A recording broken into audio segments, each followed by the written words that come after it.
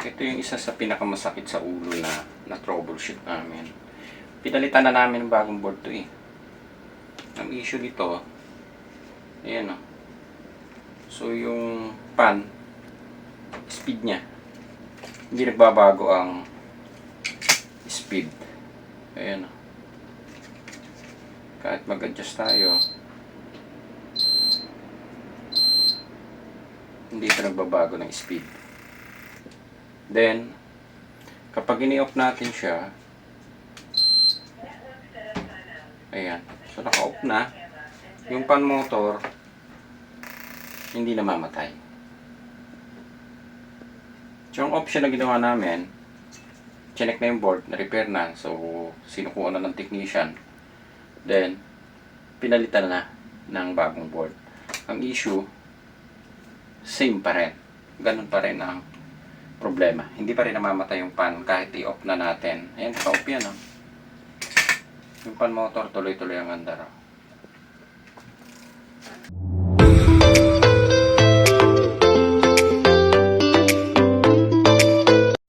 Good day mga ka-technician, mga kanegosyo.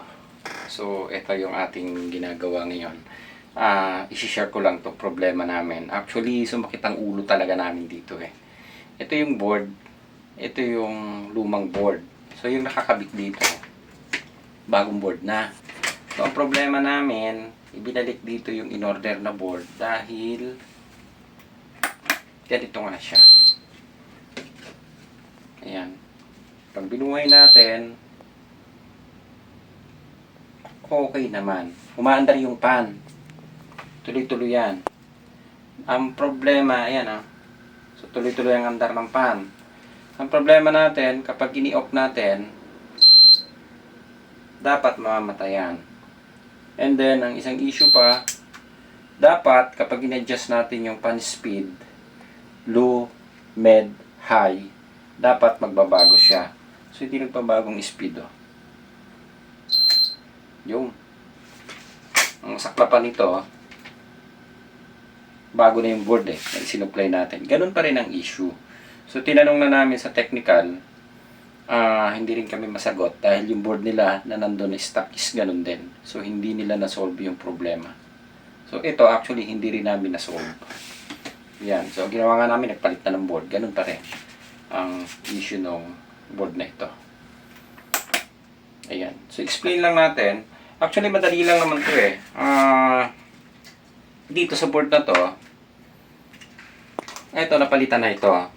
Ito yung unang troubleshooting na ginawa. Ayan. So, napalitan na itong IC na to. Ito yung switching IC eh. Yan yung tinatawag namin na triac o switching IC. Doon sa likod, meron pa rin siyang isang IC. Ayan. So, na-actual na rin to. Pinalitan na rin na galing doon sa umaandar. Yung capacitor, ito, pinalitan na rin to. So, ang issue ganun pa rin. Kaya, nag-suggest na palitan na lang ng bago na board. Kaya nga lang, yung pinalitan na board, ito na yung bagong board, same issue pa rin. So, ibig sabihin, may problema talaga yung board. Kaya lang, hindi nga namin na-resolve. Ayan, so ipapaliwanag lang natin ng konti ha, para ma-explain lang natin. So, ang pan motor na to, AC pan ito. So, yung AC pan na yan, meron kasing dalawang klase na gumagamit na ganitong board eh. Yung isa relay type, yung isa electronic type ang control. So, unahin natin tong electronic type. Okay. Teka. Kung ito yung ating indoor board, then, yung pan natin, meron niyang tatlong wire. Then, yung tatlong wire na nandito, ito yung pinaka sensor. So, may sensor sa loob yung pan na yan. Then, dito, usually, nandito yung capacitor niyan. Ayan, capacitor. So, nandito na rin. Then, gumamit siya ng isang IC. Yung tinatawag natin na triac. So, yun yung nagkukontrol dito sa pan. So, ang supply nito, low, med, high. So, ang nangyayari sa kanya, nagre-reduce or bumababa lang yung supply na pumapasok dito. So, ina-adjust nitong IC. So, yung IC na yan, galing din niya sa system. System ang nagko-control. Yan. So, hindi niya makontrol ng system. Pero, kapag sinet namin siya ng pang pan mode lang, doon sa ating remote control, so namamatay itong pan. Ang problema natin, kapag naka-cool mode, hindi namamatay yung pan and hindi nagbabago yung speed ng pan. Kung ano yung speed ng pag-on natin, kahit i-off natin, hindi siya nagbabago. So, dapat kapag in-adjust natin yun, yung supply na papasok dito, papunta sa pan natin, bababa ang supply kung naka-low. Then, pag in-adjust mo sa mid and sa high, so, magbabago. Pataas siya. Kapag tumaas yung, inilagay mo sa high, tataas dapat yung supply na papasok doon sa ating pan. Yan. So, ganito yung trabaho niyan. And, kaibahan naman dun sa relay type. Ang relay type kasi, ang wire na ginagamit is, meron yan tatlo na low, medium, and high. Ayan. So, ang nagbabago lang dito is yung relay switch. Yan. Kung alin yung, may tatlo siyang relay na ginagamit. Okay. Ayan. So, diyan niya nakakonect sa tatlo, low, mid, high. Kung ang binuhay mo is low, ang magsuswitch lang is yung low. Kung binuhay mo yung mid, mag-o-off ito, mabubuhay naman to. Then, kung binuhay mo isa, sinet mo siya sa high, ito naman na mag-o-on, mamamatay itong dalawang relay. Mag-o-off siya. Ito lang ang buhay. So, yun lang yung pagkakaiba dito. Ito nga lang, pagkakaiba nito, tatlong wire siya, isang supply lang ang pumapasok, bumababa naman yung supply. So, ang naging problem nga natin dito, hindi siya magbago ng speed. So, ganito yan eh. Pakita natin yung supply niya, ito yan. So, tingnan nyo yung AC.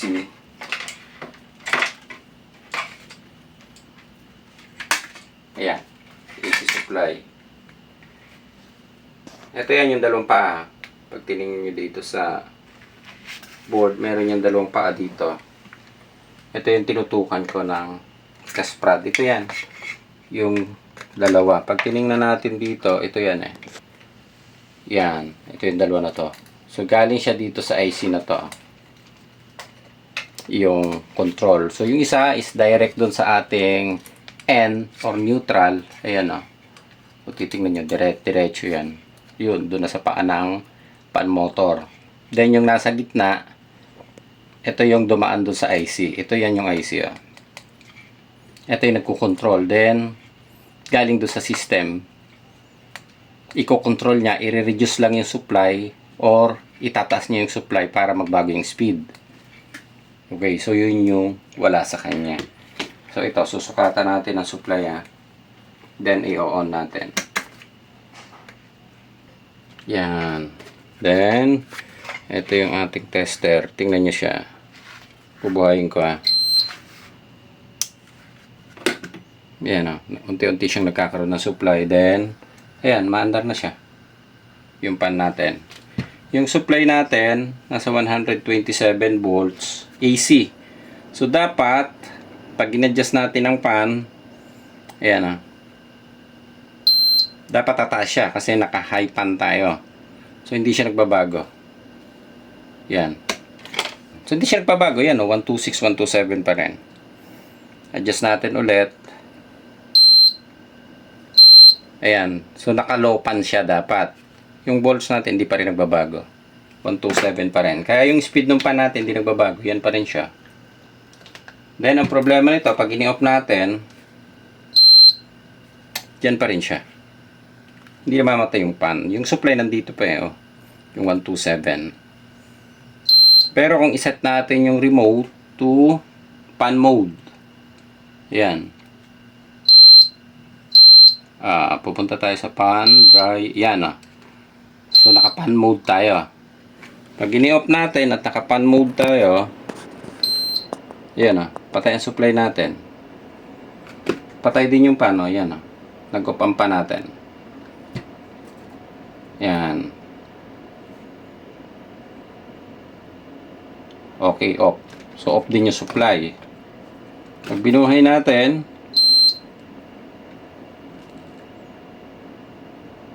yan. Yun, mandar. Yun yung supply natin. Off. Namamatay siya kapag ka nakaset tayo ng pan mode. Pero kung naka-cool mode, hindi namamatay yung pan. Tuloy-tuloy lang yung ikot niya. Hindi naman siya naglalabas ng error. Yan. So, yun yung medyo masaklap dito. Then, ang option na lang na ginawa muna namin, kasi actually, hindi namin talaga makita yung trouble dito. Kaya, nag-request kami ng ibang board. Actually, compatible ito doon. Ganitong klase siya.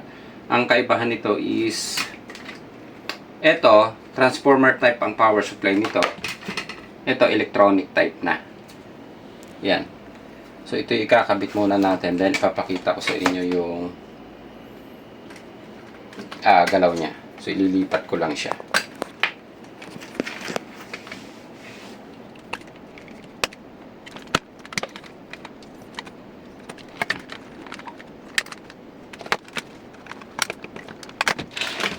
Okay. So, ang gagamitin nating control o display board, ito na rin.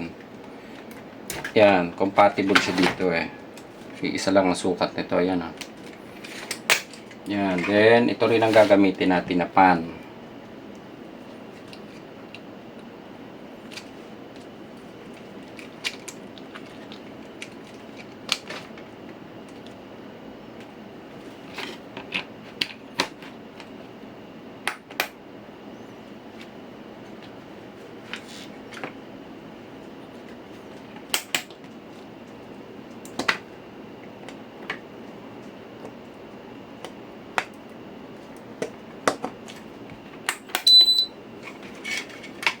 Yan. So, buhay din to. Ayan ah. So, antayin lang natin umandar yung pan. Yan. So, umandar na yung pan. Babaguhin natin yung speed. Ayan. Naka-pan mode. Ilalagay natin sa cool mode na. Yan. Naka-cool mode tayo. Tapos, adjust natin yung pan. Ayan ah. Papansin nyo, bumagal ang ikot. Then, yung supply natin kaninang nakuha is 127 dito. Ayan o. 53 lang. Adjust natin.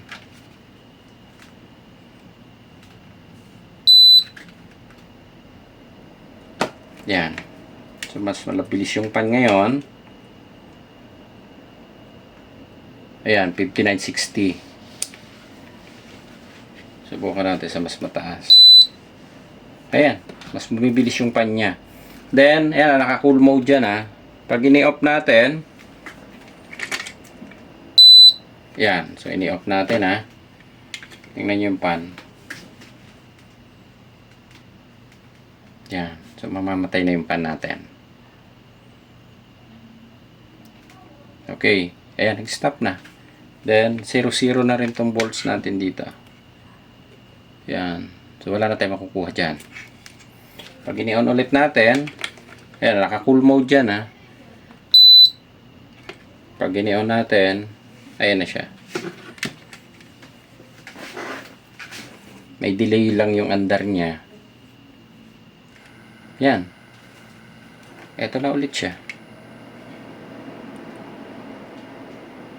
Yan. Mabilis yung ikot, then bababa siya. Wala tayong blower wheel, kaya inconsistent yung ikot.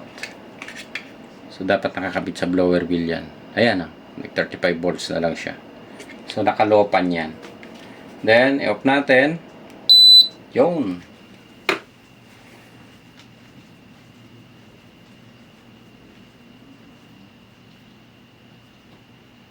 Yan. So, nag-off siya. Okay.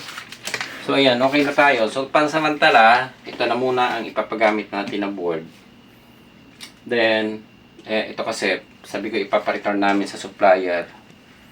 And titingnan namin yung talagang trouble nito. Pero ang duda namin dito talaga, kasi ang hindi lang namin napalitan dito sa board na to, actually, itong system at saka yung memory IC. Ayan, itong dalawa na to. So, pwedeng galing sa system or pwedeng galing sa memory. Kasi kung dito sa board na ito, or, pwede kasing galing, pwede siyang sa format or i-reformat gamit lang yung remote. Actually, hindi pa rin namin alam kung paano. So, may mga nagsuggest sa amin kung paano yung gagawin. Ginawa na namin lahat pati doon sa mga parts. Actually, nasa isa na yung parts na yun Ganun pa rin siya. Kaya ang nakikita na lang namin na problema is pwedeng ipo-format muna siya yung board na ito dahil ito nga yung bago, same issue pa rin. Yung pinapadala sa amin dito na board na ganitong klase din, sabi nila ganyan din yung naging issue. So ibig sabihin hindi pa nare-resolve yung problema. Kaya titingnan namin kung paano ipo-format. So maaaring format na lang kasi bago nga yung board So yun yung hindi pa namin alam kung paano. Ayan, kaya medyo hindi naman actually, hindi namin sinukuan. Kaya lang, kailangan na namin maipadala yung board para magamit na yung aircon. So, ipapadala muna namin to then iiwanan muna itong luma para makita namin yung eksaktong trouble niya. Ayan. So, doon sa troubleshooting naman ito, tulad nga nung sinabi ko sa inyo, madali lang. Ito, yung pinakita kong IC, ito yan Then, dito, ito yan. So, kinokontrol lang. Mapapasin yung supply kanina na sinukatan natin, dito yan. Then bababa lang o magre-reduce lang yung supply na papasok sa fan para mag-adjust. Kapag bumaba ang supply, babagal ang ikot ng fan. Kapag tumaas ang supply, bibilis ang ikot ng fan.